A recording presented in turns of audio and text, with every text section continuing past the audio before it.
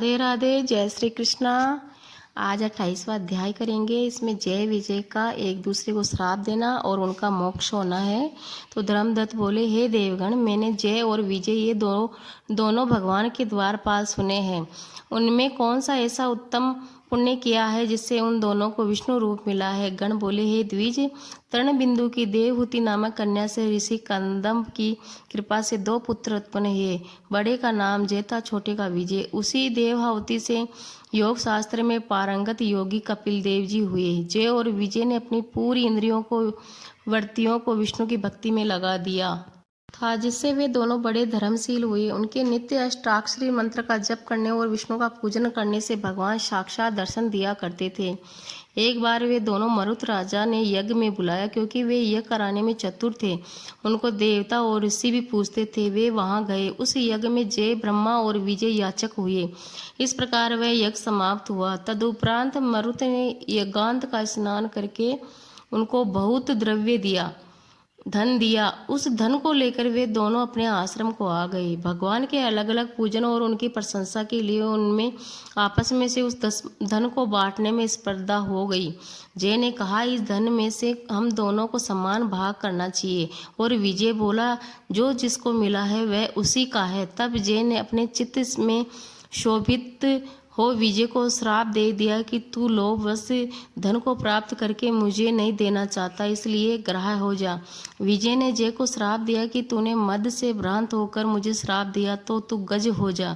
तब वे दोनों नित्य प्रतिपूजन के समय भगवान के दर्शन करके उनसे सारा समाचार कह साप का निवारण के लिए प्रार्थना करने लगे और बोले, हम दोनों आपके भक्त हैं, ग्राह और हाथी की योनि में कैसे जाएंगे?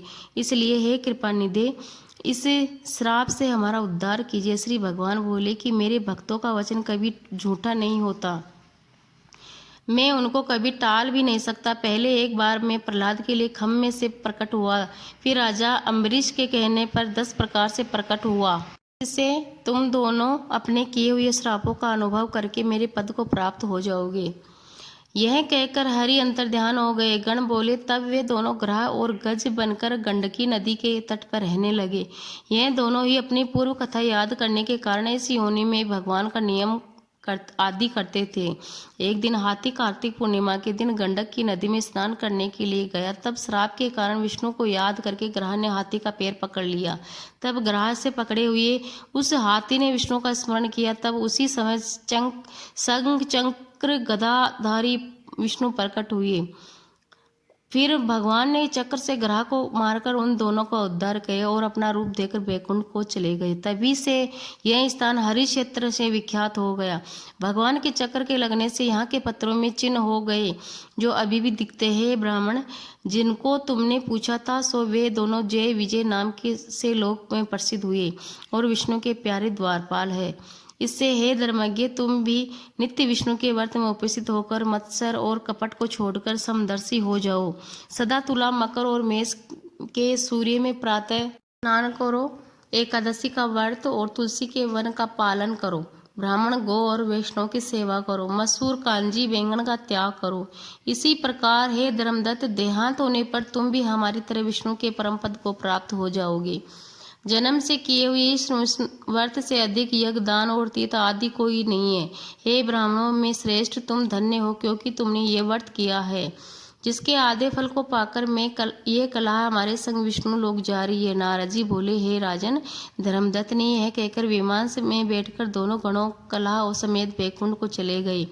धर्मदत्त ने विश्वास पूर्वक उस व्रत का पालन किया और देहांत होने पर दोनों स्त्रियों के साथ वैकुंठ हो गया।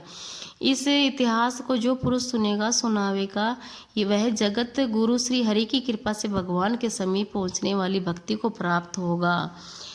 28वां अध्याय को यहीं पे विराम देंगे। बोलो जय श्री कृष्णा, जय श्री राधे राधे। जय श्री कृष्णा, जय श्री राधे राधे। बोलो भगवान विष्णु की जय। 29वां अध्याय है, कृष्णा और वेणी आदि नदियों की कथा है। इसमें प्रतु बोले, हे महर्षि नारद, कृष्ण और वेणी नदी के तट से शिव और विष्णु के गणों ने एक वेश्य के शरीर से कला राक्षसी निकाली थी। सो यह आप हमसे पहले कह चुके हैं। उन नदियों का प्रभाव है अथवा उस क्षेत्र का हे ये धर्मज्ञ, इसमें हमको बड़ा संदेह है, सो आप कहो। नारद जी बोले, हे राजन, कृष्णा साक्षात कृष्ण का शरीर है और वेणी शिव जी का स्वरूप है, अतः उनके प्रभाव को चतुर्भुज ब्रह्मा भी नहीं कह सकते। फिर भी उनकी उत्पत्ति के विषय में बताता हूँ, उसको सुनो। पहले चाक्षुर मनवंतर में ब्रह्मा जी ने रमणीक सह्याद्री पर्वत के शिखर पर यज्ञ करना चाहा। यज्ञ की सामग्री इकट्ठी करके वे देवगणों के साथ विष्णु और महादेव को संग लेकर उनके शिखर पर पहुंच गए।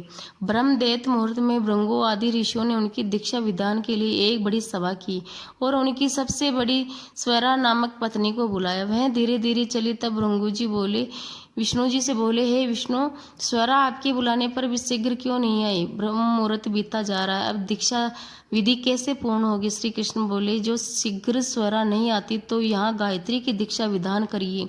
क्या इस पवित्र कार्य में यह उनकी स्त्री नहीं है? नारद जी बोले, रुद्र ने भी विष्णु के चयन को मान लिया। भृंगु ने इस वचन को सुनकर गायत्री को ब्रह्मा के दक्षिण भाग में बिठाकर दीक्षा विधि का प्रारंभ कर दिया। ब्रह्मा जी की दीक्षा विधि कर ही रहे थे, कितने में यज्ञ स्थल स्वरा आ गई और गायत्री को ब्रह्मा के संग में दीक्षा की हुई देखकर शौतन्यपन के ईर्ष्या के कारण क्रोध होकर बोली। स्वरा बोली, जहाँ अपूज्यों का पूज्य होता है, पूजन होता है और पूज्यों का पूजन नहीं होता, वहाँ दुर्भिक्षुक, मरण और भय, ये तीन वस्तुएं होती है। और जो ये दक्षिण भाग में मेरे आसन पर बैठी है, इसे यह गुप्त रूप वाली नदी होएगी और सदा अदृश्य रहकर मेरे आसन पर मुझसे छोटी को बैठा दी है, इसलिए तुम सब जड़ बनकर में नदी होगे। तब गायत्री ने भी उसके श्राप को सुनकर क्रोध के मारे कांपते हुए होठों से देवताओं को रोकने पर विश्वरा को श्राप दे दिया। गायत्री बोली, ब्रह्मा जी, तेरी भांति मेरे भी पति है, तेने मुझे वृथा श्राप दिया है, इससे तू भी नदी हो जा। नारद जी बोले कि तब शिव विष्णु आदि सब देवता हाहाकार करते हुए दंडवत करके स्वरा से प्रार्थना करने लगे, हे देवी, तुमने ब्रह्मादिक हम सब देवों को श्राप दे दिया है, सो सब जड़भूति नदी बन जाएंगे, अतः ये तीनों लोग नष्ट हो जाएंगे। ये श्राप तुमने बिना विचारे दे दिया, इसको वापस ले लो। स्वरा बोली, हे देवताओं, तुम लोगों ने यज्ञ की प्रारंभ में गणेश जी का पूजन नहीं किया, इस कारण मेरे क्रोध से यह विघ्न निसंदेह पैदा हुआ है।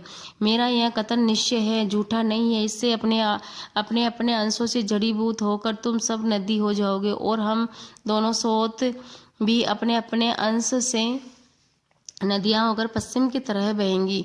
नारद जी बोले, इस तरह स्वरा के वचन सुनकर ब्रह्मा, विष्णु, शिव ये सब जड़ीभूत होकर अपने अपने अंश से नदी हो गए।